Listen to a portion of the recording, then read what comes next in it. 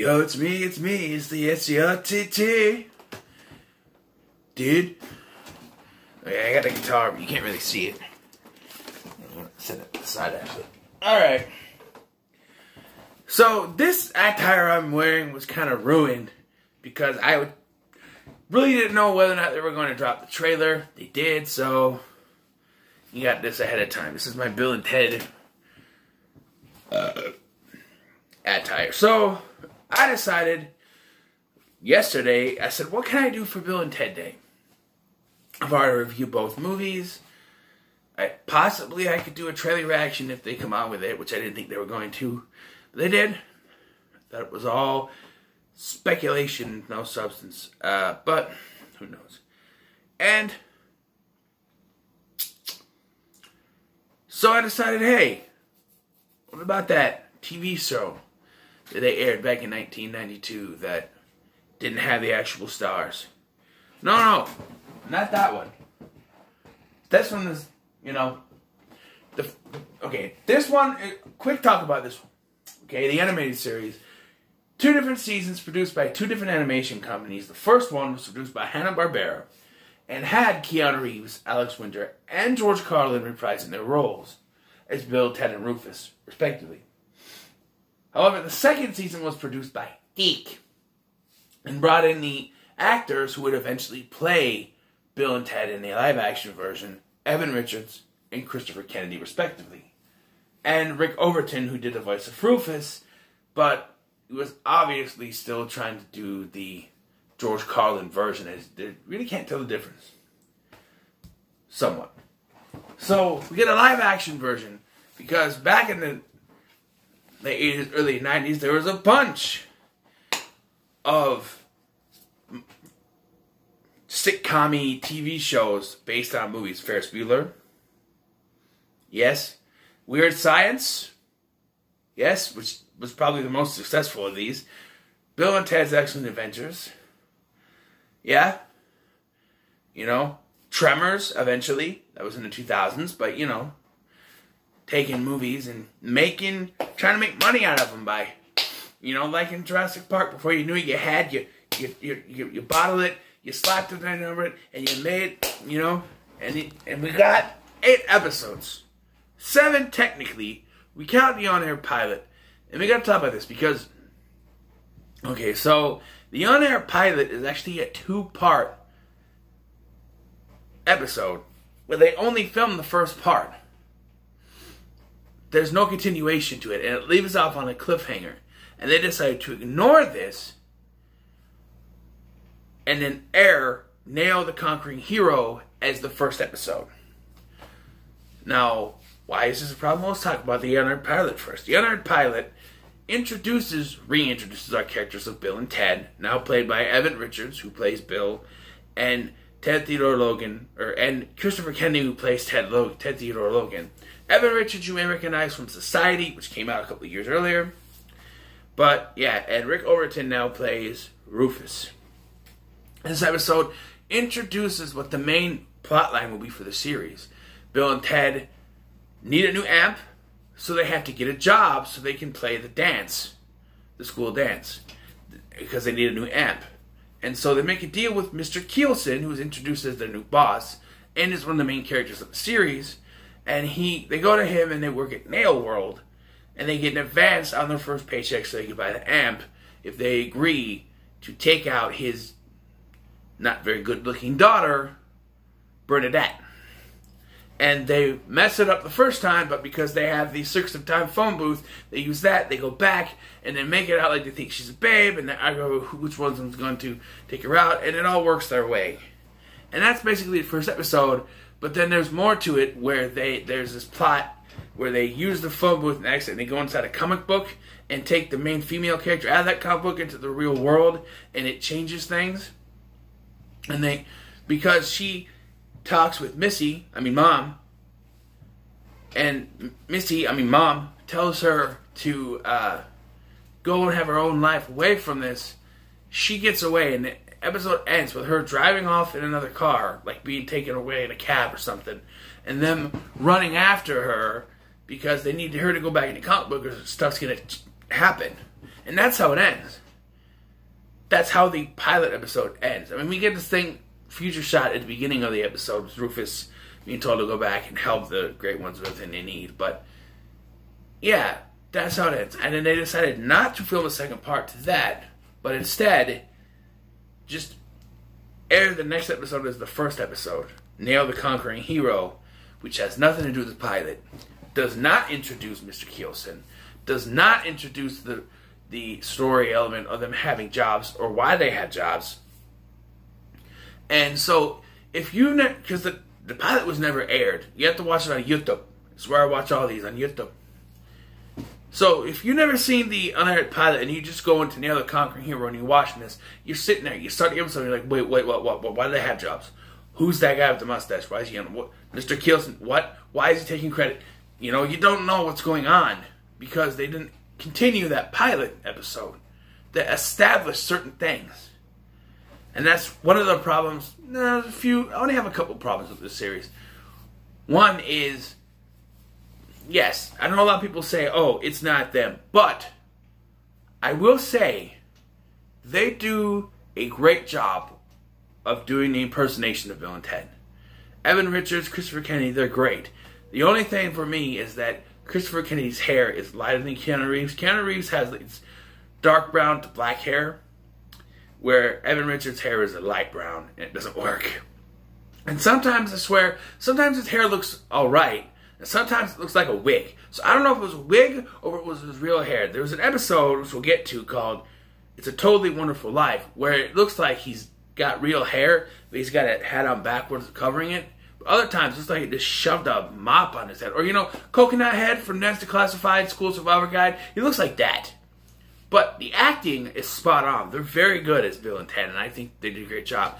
Rick Overton as Rufus, though, yeesh. Okay, where do I start with this? He's not a very good Rufus. Don't get me wrong. Rick Overton is a great actor. I liked him in several other things they did that I can't think of, but I know he's been in a lot of other things. He's absolutely a great actor, but here, they wanted him to try to be, like, they very much wanted these actors to be the characters from the movie. And they very much wanted Rick Overton to be George Carlin. And he couldn't do it. And it didn't work. How's it going, my dudes? The most excellent day to you, my dudes. I'm just like, no. Rufus wouldn't say that. Rufus, no. Greetings, great ones. That's what he would say. And I think he says it sometimes, but not like that. No. What other actors we got? Mr. Keelson is played by Danny Breen, and Mr. Keelson is probably one of my favorite characters, other than Nail to the Conquering Hero, which we'll get to. Mr. Preston is played by Don Lake, which is a bit of a difference between this movie version, but he's alright. He gets a little more exposure here than usual. And Missy, Mom, is played by Lisa Wilcox in everything but the pilot. Different actress plays there, I don't know which one, but Lisa Wilcox. Yes, Alice from Nightmare on Elm Street Part 4 and 5, who happens to be my favorite final girl of that franchise. Sorry, Nancy lovers, but I like her better. Anyway, yeah, I totally forgot that. I was watching these and I was like, wait a minute, that's Alice. I totally forgot. But yeah, Lisa Wilcox. As I was writing the stuff down, too. And Captain Logan, or Ted's dad, is played by Matt. I'm sure I wrote that wrong. Not Matt Logan. It can't be Matt Logan. It's something else. Matt Lander, maybe? I think maybe it's Matt Landers. Maybe Matt Landers. I think. Not Logan. I messed up. But yeah, he's not really in. He's like in one episode. So, episodes. I'll do what I can, because the last couple episodes just kind of meh for me, so I didn't really pay attention much. But the first few, Nail the Conquering Hero is not a very good episode. Well, it's a good episode, but it doesn't really shine that much. Relied on Mr. Keelson, if you know what I mean. So, Bill and Ted, I think it's like, what was it? Paint thinner or water sealant or something like that. They had a big old shipment in, and Bill and Ted decide to design it as a castle. of sorts. And Mr. Keelson comes in, and he gets all angry because he thinks his boss is going to hate it. And then when the big boss comes in, he likes it, and Mr. Keelson takes responsibility for it. He says he did it. And that kind of, rebuffs them. And this also gets Mr. Keelson in more trouble when he runs out because he's going to get like a raise or promotion or something. He runs out to call his wife or something, and he uses the phone booth, Circus of Time phone booth, and it sends him back to medieval times, where he takes takes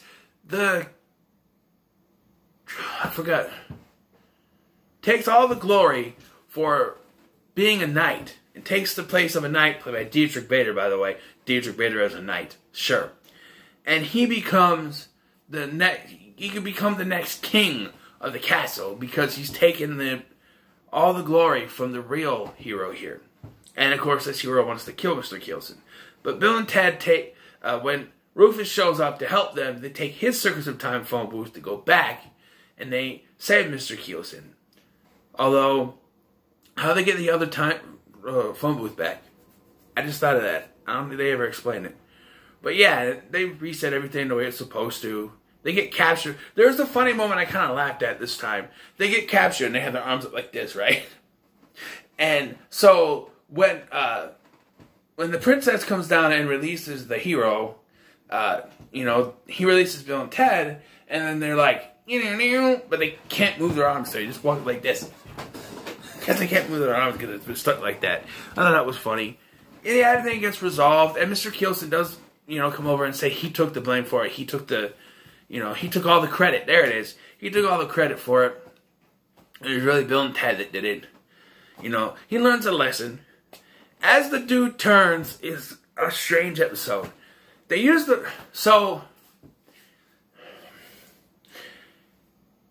because there is a soap opera in which a man wants to become a woman, Missy refuses to cook or do the nasty with Mr. Preston. And that causes Mr. Preston to go off on the boys, and they can't practice their rock and roll. So if they don't practice their rock and roll, then they can't become a super band, and they'll never get Eddie Van Halen, and then they'll never become a super group. So they use the phone booth to tap into the cable and go into the cable to this. There's a bunch of references of what different game shows and stuff they go to. But they go into this soap opera to talk this guy out of becoming a woman. So that, it works out better for Bill's parents, I guess. I don't know why you can't just, give a phone call to the producer of the show and say, hey, don't do that. But they go inside, and it's a creative way of doing things, I guess. It's a Totally Wonderful Life is a Rufus-based episode, actually. Rufus has a dream where he's being forced to eat chicken Kiev. And that's sort of a clue to what happens. He becomes obsessed with chicken Kiev to the point that when it comes to signing for a plaque for Ted's dad, he signs chicken Kiev. And so because of this, Ted is sent to military school. This is where he finds out. He does this and he goes back to the future. He ends up in a dystopian society where Bill and Ted have been separated because Ted gets sent to military school because that's the way Ted's dad solves all the problems, I guess. And that results in Ted becoming a hardened cop. And Bill has become a businessman. Now, first we are led to believe that Ted is a drug dealer, but it turns out he works for Internal Affairs. And he's this hardened cop, gruff, chain-smoking kind of cop. And Rufus tries to get the guys back together because what happens is he goes back, but it takes him to, I think, 1995 instead of 1992. And so in the 3 years that this has happened, already he's a cop. He's been to military school. He's a cop. Bill's a businessman. He owns Nail World now.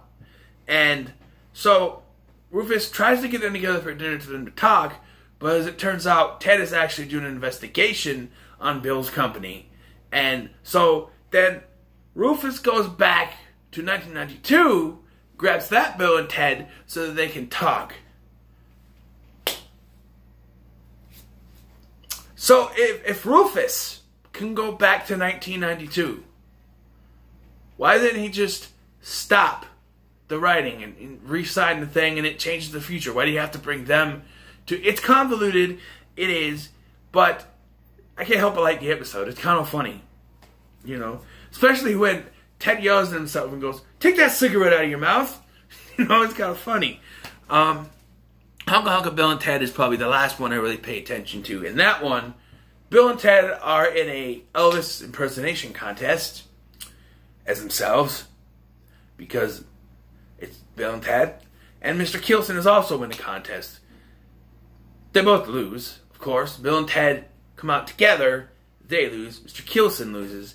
And so they decide to go back in time, get the real Elvis, use him, and then they'll be part of the contest because they'll be like his background singers or something. Here's the thing, though. They go back too far, to before Elvis was famous, before Elvis even recorded a first song. So the Elvis they get isn't the Elvis that they need. It's like before his phase, and you know, the songs that he sings aren't Elvis-like. So he gets booted out of his own contest, even though he looks just like Elvis, because the actor they got is remarkable, by the way. It's not exactly like Elvis, but they did a good job. Eventually, though, they have to... They convince Elvis to sing the right songs by taking Bill's Walkman, hot-wiring it into a jukebox, in the 1950s, by the way, and hooking it up so that it plays All Shook Up. And it has the fake Elvis singing, and then the guys, you know, come in and say, "Hey, get him to the studio to record that. I think he's got a deal." And, you know, he's got to do the hayride, which is where he becomes famous, I guess. It's a decent episode. It's a pretty good episode. Yeah, the Elvis thing. The one thing I don't get is why Bill and Ted thought they could win an Elvis impersonation contest by not impersonating Elvis at all. And I guess they're going to be background singers in the song. I don't know. It changed history, but who knows. So the last 3 episodes I'll quickly go through. Destiny Babes has Bill and Ted wanting to get dates. They're Destiny Babes who they're destined to be with. And they have a hard time at love. So they keep hearing the phrase, "You're no Casanova." So they go back in time to get Casanova. And I don't think it works out for a while. I think Casanova takes all the women from him. I don't know. But Deja Vu has them going back to the 60s, where Ted's dad was a hippie, apparently. And stand-up guy has Albert Einstein wanted to be a stand-up comedian. And Bill and Teddy convince him to be a scientist, and then he builds the atom bomb, and the rest is history. Yeah, not the best last 3 episodes, but the first 4, 5 you count the other pilot is decent, but it's not finished, so I can't really count that. But the first 4 episodes are actually pretty decent. All in all, I think that as part of the Bill and Ted franchise, I think it fits. I know it's kind of disjointed when you look at, you know, movie, animated, which could be anything, live action TV series, and then another movie coming out. It's a little disjointed, but I think that they tried, man. They really tried. The actors are obviously giving it their all, except for Rick Overton. I'm sorry. He's no Rufus. But for Evan Richards, Christopher Kennedy, they do a great job of impersonation of Bill and Ted, at least. And I like I said, I enjoy the first 4 episodes. Pilot, on the Unarmed pilot too, if you count that. But the last 3 I kind of phase out, and I think that's the disconnect, where people are like, okay, these are okay, and then you get the last 3 episodes, and they're kind of just meh. And then, okay, we're done. We're canceling this. After 7 episodes, not counting the unaired pilot. But it's not bad. And occasionally I'll, you know, pop out of YouTube, watch these. It's a decent watch, you know. as a hardcore Bill and Ted fan, I don't mind it. I think it's decent. I think it's, you know, like I said, I think it fits in there. You know, some people would say, oh, that show is terrible, but as a hardcore Bill and Ted fan since I was a little kid, I think it works. Obviously not well enough to garner enough ratings, but it was alright. And it aired on Fox, by the way, back in the day when Fox was a brand new channel. And I think maybe that's part of the reason why. It's because Fox was kind of new in 1992.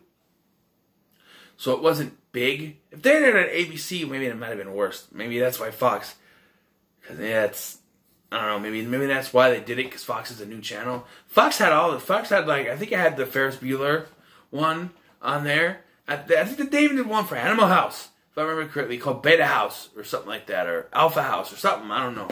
But yeah, it's just Delta House. That's what it was. But yeah, I should do a video on like TV shows based on movies, and just do a list, like I'm gonna do with my horror remakes. But yeah, this is pretty good. So what are your thoughts on the Bill and Ted Excellent Adventures TV series from 1992? Live action one. Let me know in the comments below. Make sure to like, share, and subscribe. Thank you for watching. I've been Scotty. See you in the next one. Not sure if I'll do any more videos today. This is kind of Bill and Ted Day. I want to watch the movies next. Kind of relax. So I don't know.